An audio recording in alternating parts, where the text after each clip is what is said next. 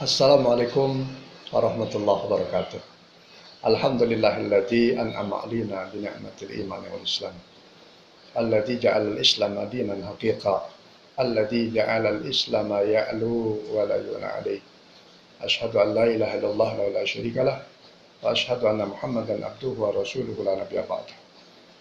Allahumma shalli wa sallim ala sayyidina Muhammadin tibbil qulubi wa da'iha wa afiyatil abdani wa shifaiha wa nuril absari wa dhiyaiha wa ala alihi wa sahbihi wa sallim. Amma ba'd. Fa ikhwatul iman rahimakumullah. Ittaqullah haqqa tuqatih wa la tamutunna illa wa antum muslimun.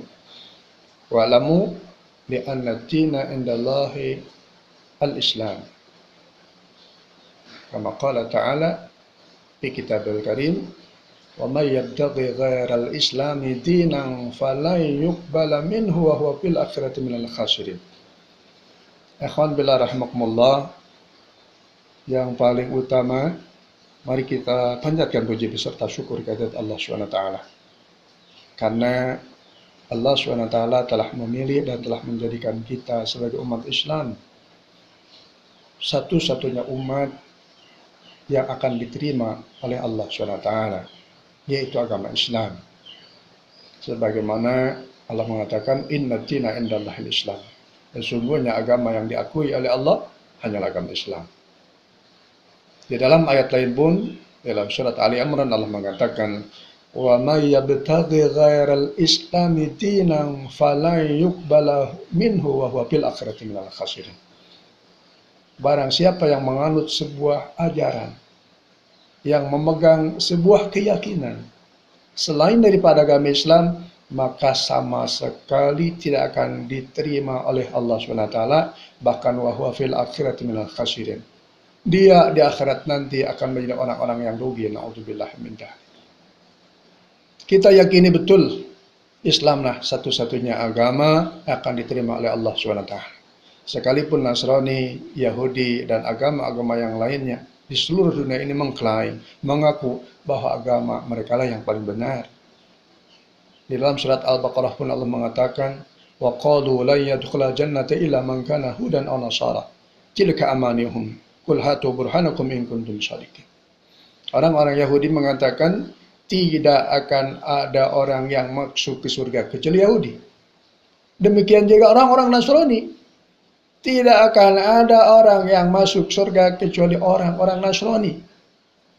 Tapi kata Allah, tilka amanihum, itu hanya angan-angan belaka. Qul hatu burhanakum in kuntum shadiqin. Sampaikan argumentasinya, apa dalilnya, sehingga mereka mengklaim, mengakui bahwa mereka lah akan masuk ke surga. Ikhwan billah rahimakumullah, bukankah agama kita dijamin oleh Allah? Bukankah keyakinan kita dijamin oleh Allah Subhanahu wa ta'ala? Oleh karena itu kita harus bersyukur kepada Allah, karena kita telah dipilih oleh Allah sebagai umat Islam. Namun kita sebagai umat Islam tentu bukan hanya sekedar nama saja yang kita tulis di dalam KTP kita bahwa agama kita Islam. Tapi sampai di mana manifestasi perwujudan kita yang mengaku diri kita sebagai umat Islam? Karena Islam itu mengatur seluruh aspek kehidupan, bukan hanya ibadah, tapi juga muamalah, hubungan antar sesama manusia, hubungan ekonomi, jual beli, pinjam meminjam, bagaimana gadai menggadai, bagaimana sistem mudharabah, muzara'ah, mukhabarah, bagaimana syarikah, koperasi menurut agama Islam, itu semuanya diatur lengkap di dalam ajaran Islam. Bukan hanya itu, Islam juga mengatur cara munakahah, pertikahan, dari mulai akad, cerai, rujuk. Bagaimana pembagian gono gini, bagaimana kalau seseorang istri bercerai dengan suaminya, kemudian masih punya anak kecil, siapa yang berhak untuk mengurus anaknya. Bagaimana hadana, bagaimana kiswah, memberikan pakaian terhadap istri. Semuanya lengkap diatur dalam Islam. Dan yang paling harus ditegakkan di negeri ini yang kian hari kian kacau, kian hari kian berantakan adalah tentang pidana Islam. Karena dengan pidana Islam inilah bisa menyelesaikan permasalahan yang dihadapi oleh negara kita, yang dihadapi problematika oleh seluruh manusia di Indonesia khususnya. Ketika syariat Islam ditegakkan secara kafah, maka jamin negeri ini akan diberikan keberkahan. Sebagaimana Allah mengatakan, walau anna ahlal qura amanu wa taqala fatahna alaihim barakatim minas sama'i wal ard walakin kadzabu fa akhadnahum bima kanu yaksibun. Kalaulah penduduk negeri, sebuah negeri beriman, bertakwa kepada Allah SWT, siap menjalankan syariat Islam secara kafah, maka janji dari Allah, la fatahna alaihim barakatim minas sama'i wal ard walakin kadzabu fa akhadnahum bima kanu yaksibun. Maka kami akan bukakan pintu-pintu keberkahan, baik pintu keberkahan yang ada di langit maupun pintu-pintu keberkahan yang ada di bumi. Cuma sayang, walakin kadzabu fa akhadnahum bima kanu yaksibun. Tetapi justru manusia itu berbohong, artinya tidak percaya terhadap undang-undang Allah, terhadap aturan Allah. Padahal jaminan dari Allah ketika menjalankan syariat Islam secara kafah, maka Allah akan turunkan keberkahan. Apalagi di Indonesia ini yang sumber daya alamnya sangat melimpah ruah.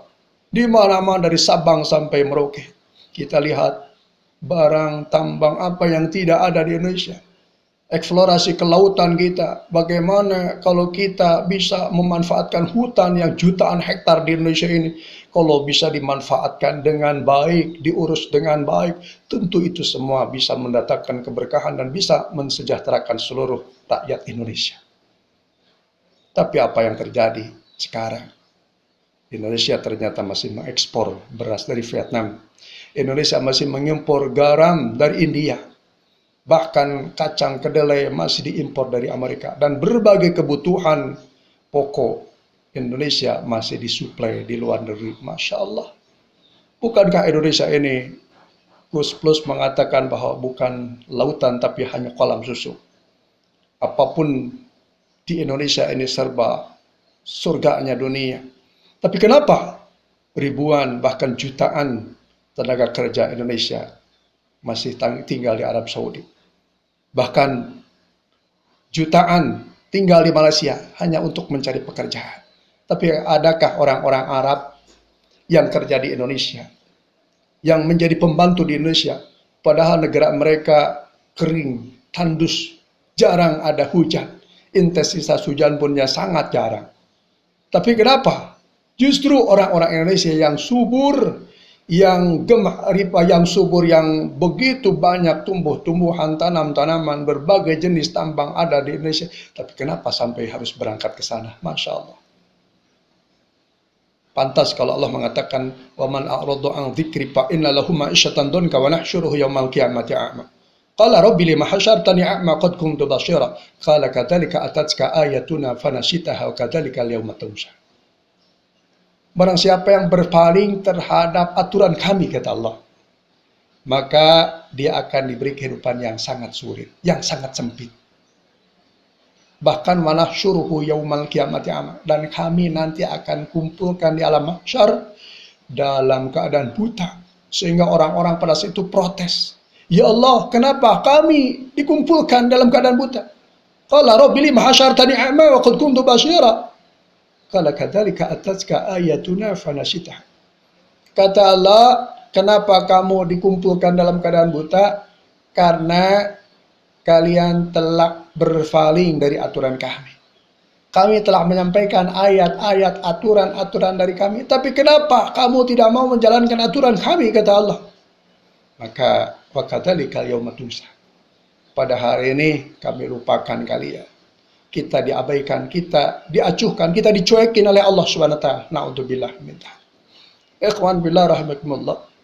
Apa salahnya sih kita sebagai umat Islam terbesar sedunia? Jumlah penduduk Indonesia kurang lebih 235 juta sekarang. Kalau 80% berarti sekitar 190 juta kita umat Islam.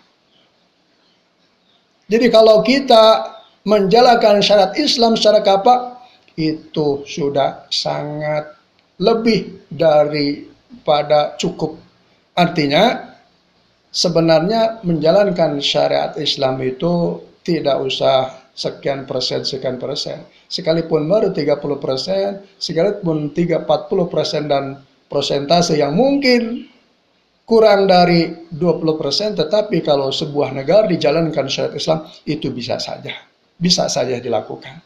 Yang penting mengikuti aturan Allah, yang paling penting menjalankan nizam yang telah Allah tentukan. Ikhwan billah rahimakumullah, mari kita menjadi muslim yang baik, menjadi muslim yang toleran. Ketika ada non-muslim yang memang mau patuh, taat, disiplin terhadap aturan Islam, bahkan itu adalah namanya kafir dhimmi, kafir yang perlu dan wajib kita lindungi. Sehingga Nabi kita pernah mengatakan, man adza dhimmiyan faqad adani. Barang siapa yang mengganggu kafir dhimmi, maka sama dengan mengganggu kami, kata Rasul. Oleh karena itu, siapapun orang manapun yang berdomisili di negara kita, selama mereka mau mengikuti aturan kita, mengikuti aturan Islam, maka dia dilindungi oleh undang-undang, dilindungi oleh umat Islam.